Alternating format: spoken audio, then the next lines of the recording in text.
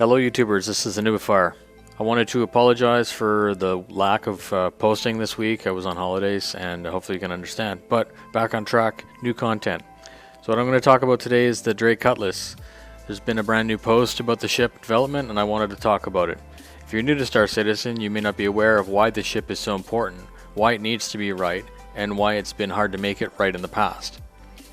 It's been debated so passionately in the forums over the last couple of years, and people are like super vigilant about getting what they thought they were originally getting when they backed it. To the hardcore backers, if I say something slightly incorrect, please forgive me. There are literally years of forum posts and updates to dig through, but I want to keep this short and informative. It was sold as a fast, well-armed, durable, cheap, maneuverable, multi-crew fighter that can do more than hold its own. It can carry cargo, it can salvage with a tractor beam, it can carry a section of soldiers and deliver them like a dropship for boarding operations. It can act as an ambulance, it can bounty hunt. Holy crap, fucking awesome, sign me up, done. This sounds like the only ship I'm ever gonna need. And this is essentially the reason for all this debate, is that people are worried that they're not gonna get what they originally bought. The Drake Cutlass seemed to keep evolving after its original sale into something too good to be true. I believe that if they were put into the game like they are meant to be, it would probably unbalance space combat. We didn't have the massive updates like we do now. We had nothing to talk about for years, so we talked about what we had, the couple of ships and the future release of Hangar Module. I don't want to suggest that nothing was being done, just that all this groundbreaking stuff needed to be done before we could test it out for ourselves. The game was being redefined and defined on the fly. Lots of promises were being made, but CIG also needs to balance what the Cutlass owners want against what is proper for the verse. People love their Cutlasses. They love their pirate ship, and it's a super touchy subject. Some of the original backers seem to be worried that as new ships come online and as things are balanced, that they are now stuck with a dumpy mid-level ship than they thought they were getting the best all-around vessel, the super ship. The Cutlass is currently a good ship that can do almost anything okay, but it's no super ship. It won't, let's say, take out a Connie, board it and let you fly away with a new ship. It cannot and must not be that capable. It was hyped a bit for many years and people got the impression at that time that it would be super capable. Everything finds its place in the verse, but I have confidence that what we get in the end will look as good as the new Connie rework that was just demonstrated on ATV and that Freelancer update that I'm sure will be coming soon. I want to talk a little bit about how the physics is built into this game. It has proved to be one of the major stumbling blocks for this ship. When you look at the 8 thrusters pitching around on a Super Hornet, it's all calculated vector force. This is a simulator. The ship behaves like it does because of the capability of its thrusters, the mass of the ship, and the inertia that it carries. Any sudden direction change will result in a new destination and path. The ship calculates what all the thrusters need to do to execute and push the ship in all the right places so that we can fly. Using the Super Hornet as an example, it has 4 thrusters on the top, 4 thrusters on the bottom, near the center of mass. The ship looks great, but more importantly, everything works. The mass and thrust are balanced and the ship is able to fly as expected. This is a bit cheap, but for the Cutlass I'm going to read a part of the new post because it explains it perfectly. So this is Ben.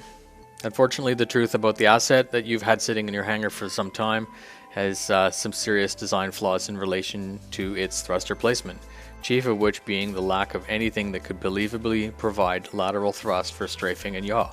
The only thrusters that could achieve this were the gimbaled central ones, and because they were only centrally located, they unfortunately just could not provide sufficient rotation as needed. I guess the important thing to take away from that is believable thrust.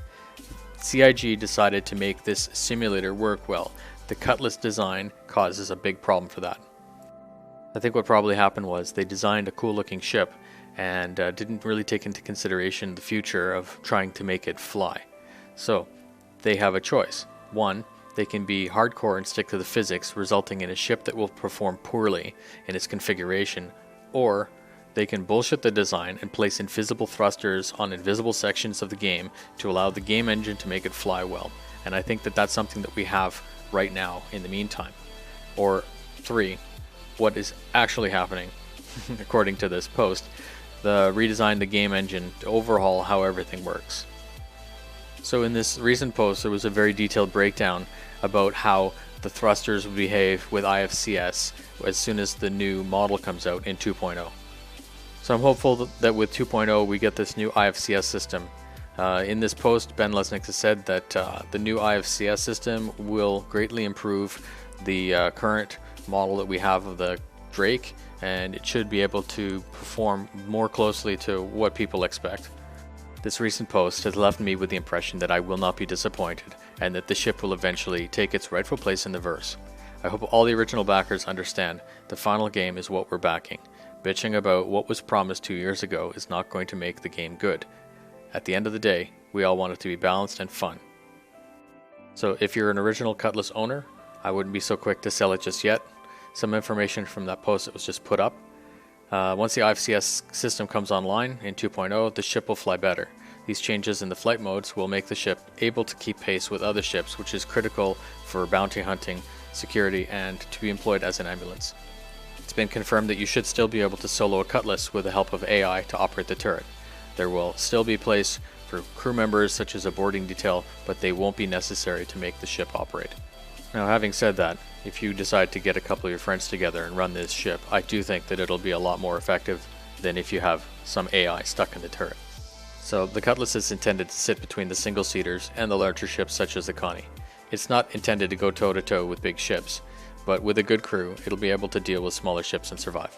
So that wasn't the only information in that post, but I guess the main information that we got out of this was that the Cutlass, in fact, was difficult to make flyable because of its design, and that with the new installation of IFCS in 2.0, we should get something that actually flies very, very well, and hopefully we're not browning out or blacking out all the time.